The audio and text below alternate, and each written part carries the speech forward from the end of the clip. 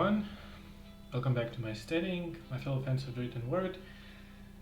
Merry Christmas or Happy Holidays, whichever you're celebrating. Here with some wine and my guitar and my dog. And today I wanted to just chat a bit about some upcoming SFF novels that I'm looking forward to in 2020. So let us start with something called Narentum, or The Tower of Fools by Andrzej Sapkowski.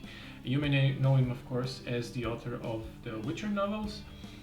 And earlier last year, Orbit Books, the publisher, has announced that the first of the previously unavailable trilogy, the Hussite trilogy, is coming in May 2020. If you're in UK, I believe Gollancz is publishing those there. So what is the Hussite series? It is a historical fiction series with some minor fantasy elements, and it follows adventures of Reinmar. He is a hero who is forced on a run because he finds himself in the middle of a setup of sorts. He's being caught in an affair with a knight's wife, and he also gets tangled up in the Holy Inquisition, which also is catching him, so he can't catch a break. And in the background, some mysterious magical forces are also threatening everything. And what is to say? My Polish is pretty basic, so I never had a chance to read it in source language. I tried, but I did read the first novel, the Russian edition of it, a few years ago. I believe it was dubbed Bashnya Shutov there, which is the same as The Tower of Fools. Although Shut could be translated as the jester as well.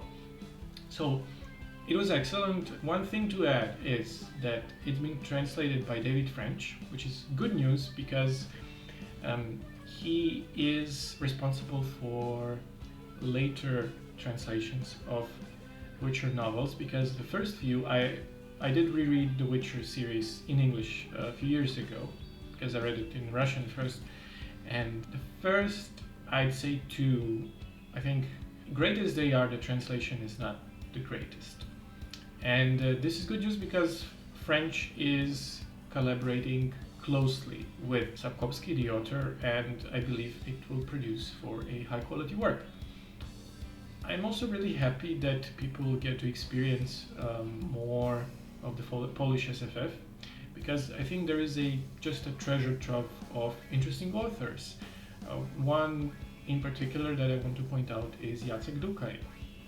I read his novels Lod and Inni Piesni last year in Russian, and he just writes the most imaginative, not even science fiction, I'd say speculative fiction I ever had the privilege to read.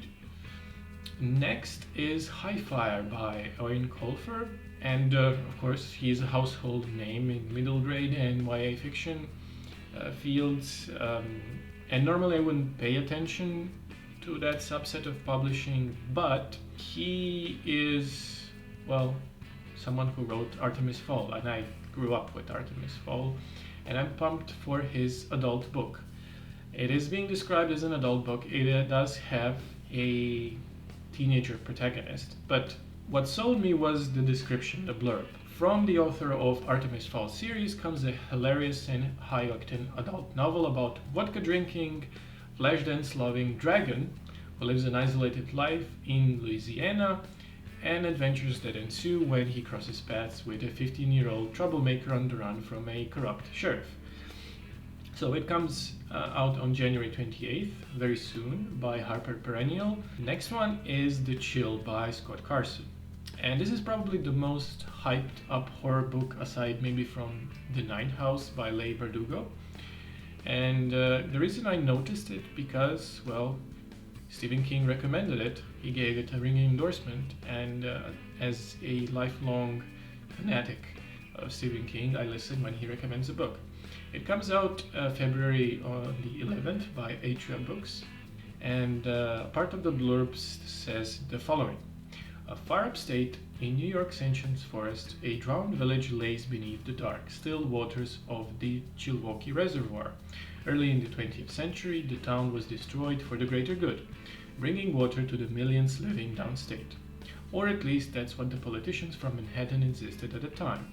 The local families settled there since America's founding were forced from their land, but didn't move far, and some didn't move at all.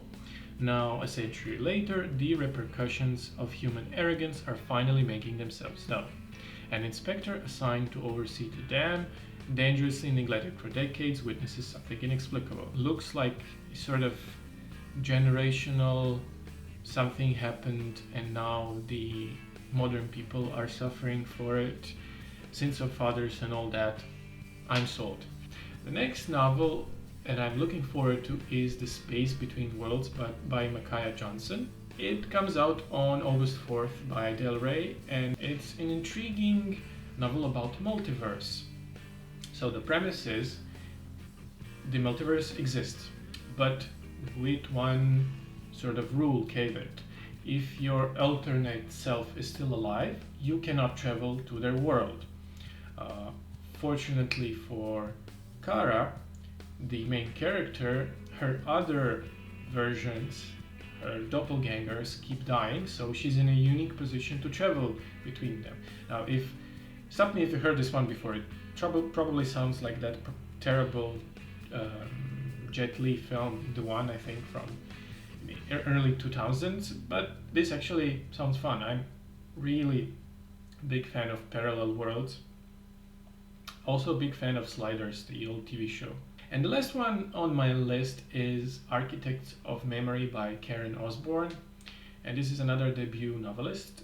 She has made her way into the publishing business via short stories she published in various anthologies and collections. And the blurb says the following. A terminally ill salvage pilot, Ash Jackson, lost everything in the war with the alien species Vi, but she does not want to lose her future. Her plan is to get out of the corporate indenture and find a cure. And then the crew salvages a genocidal weapon, and she uncovers conspiracy, and the plot thickens, and so on and so forth. One thing to add is that this novel is also being sold without the DRM, the digital rights protection, and I encourage everyone to support the editions that are sold without DRM. I'm not saying you should support this novel in particular. It might as well turn out to be terrible, although I don't believe it will.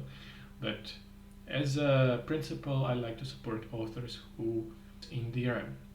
And it comes out on August 25th. So that would be all. Thank you guys for watching, and happy holidays. Bye bye.